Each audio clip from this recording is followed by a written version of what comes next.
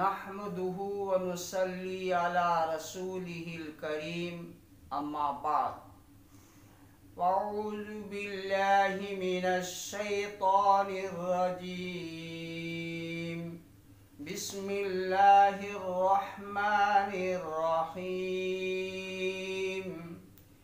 إنا أعطيناك الكوثر فصل لربك وانحر إن شانئك هو الأبتر صدق اللہ العظیم۔ حضرات گرامی و سامعین کرام، یہ 30ویں پارے کی سورت نمبر 108 ہے۔ اس سورت کا نام سورہ کوثر ہے۔ مکہ میں یہ سورت نازل ہوئی ہے۔ 3 آیتوں پر یہ سورت مشتمل ہے۔ پہلے ہم اس کے لغوی معنی آپ کے سامنے پیش کرتے ہیں۔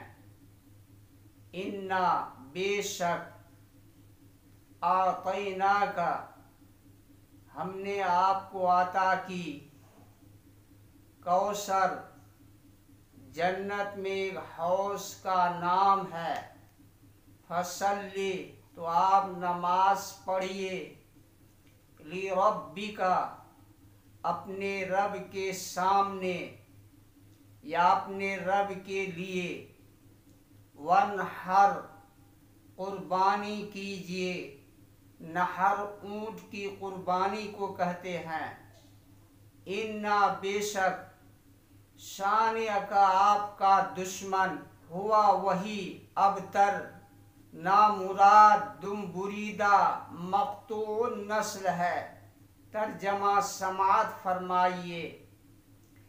انا اعطیناک الکوثر، اے نبی بے شک ہم نے آپ کو کوثر عطا فرمایا، فصلی لربک وانحر تو آپ اپنے رب کے آگے نماز پڑھیے اور قربانی کیجیے۔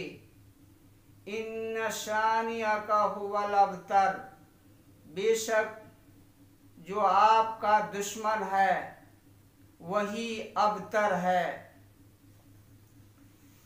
اس سورت کے نزول کے بارے میں واقعہ یہ ہے کہ جناب نبی اکرم صلی اللہ علیہ وسلم کے صاحبزادے قاسم یا ابراہیم کا بچپن ہی میں انتقال ہو گیا، تو کفار مکہ آپ کو ابتر کہہ کر طعنہ دینے لگے۔ ایسا کہنے والوں میں خاص طور سے عاص بن وائل کا نام سر فہرست ذکر کیا جاتا ہے۔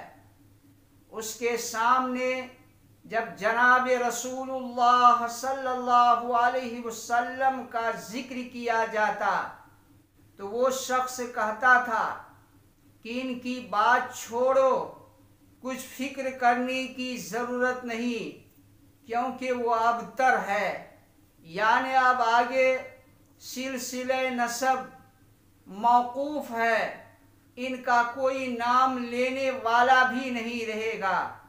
بعض روایت کے اندر آتا ہے کعب ابن اشرف یہودی ایک مرتبہ مکہ مکرمہ آیا تو قریش مکہ کے سامنے جب یہ شخص حاضر ہوا تو قریش نے کہا کہ آپ اس نوجوان کو نہیں جانتے جو یہ کہتا ہے کہ وہ ہم سب سے دین کے اعتبار سے بہتر ہے، حالانکہ ہم حجاج کرام کو پانی پلاتے ہیں، ان کی خدمت کرتے ہیں اور بیت اللہ کی حفاظت کرتے ہیں۔ ان باتوں کو سن کر کے کعب ابن اشرف یہودی نے کہا کہ نہیں، تم لوگ اس سے بہتر ہو۔ اس پر اللہ رب العالمین نے اس سورت کو نازل فرمایا۔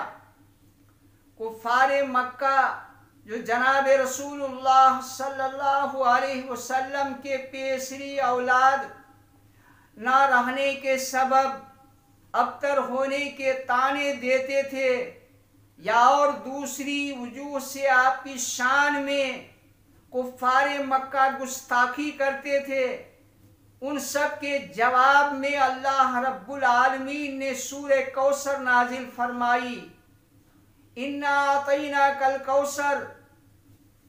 بخاری کی روایت ہے کہ انہوں نے فرمایا کہ کوثر خیر کثیر کو بھی کہتے ہیں جو اللہ تعالیٰ نے آپ کو عطا فرمائی ہے، اور کوثر جنت کا وہ نہر ہے جس کا نام کوثر ہے۔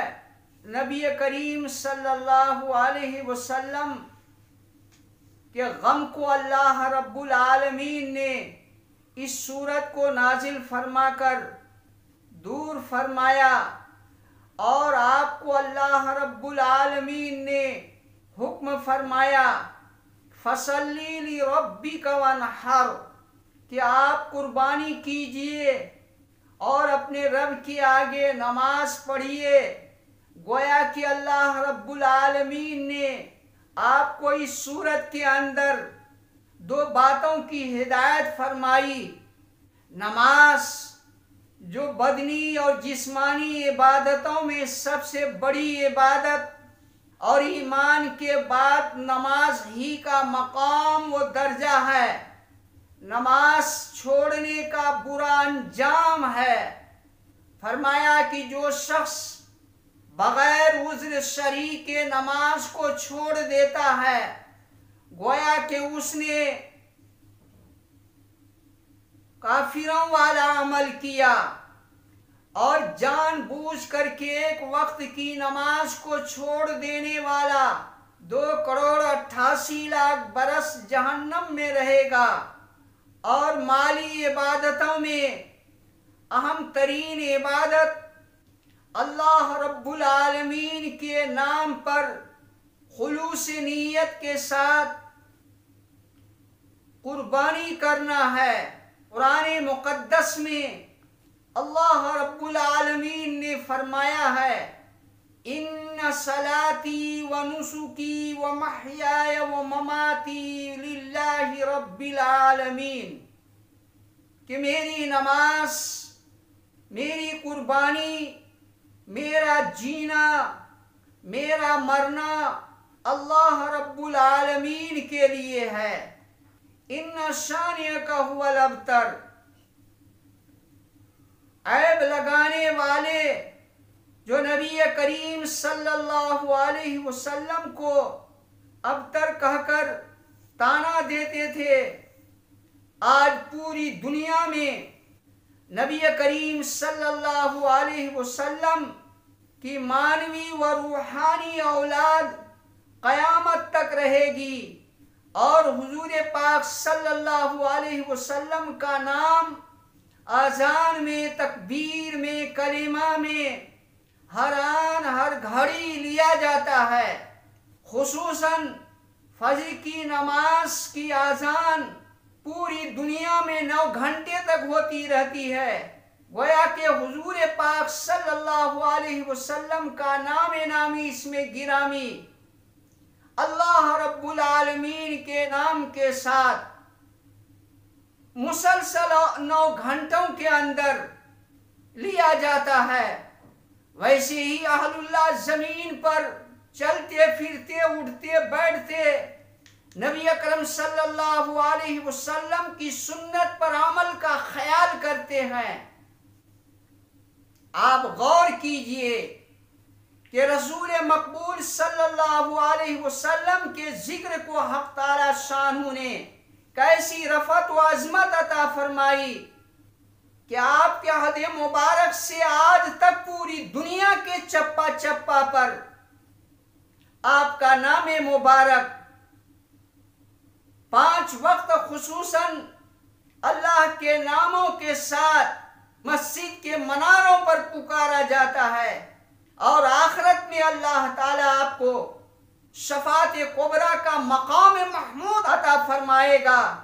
اس کے مقابل دنیا کی تاریخ سے پوچھئے، دنیا کی تاریخ سے سوال کیجئے کہ عاص ابن وائل، عقبہ ابن معید، کعب ابن اشرف کی اولاد کہاں اور ان کا خاندان کا کیا حال ہوا؟ خود ان کا نام بھی تاریخ کی دنیا میں ملیا میٹ ہے۔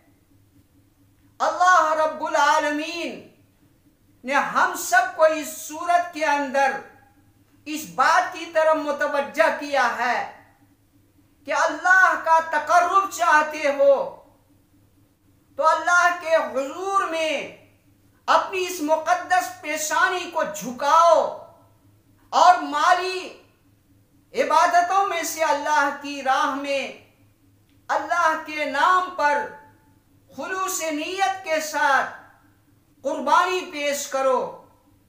اللہ تعالی ہم سب کو اس سورت کی روشنی میں عمل کی توفیق عطا فرمائے۔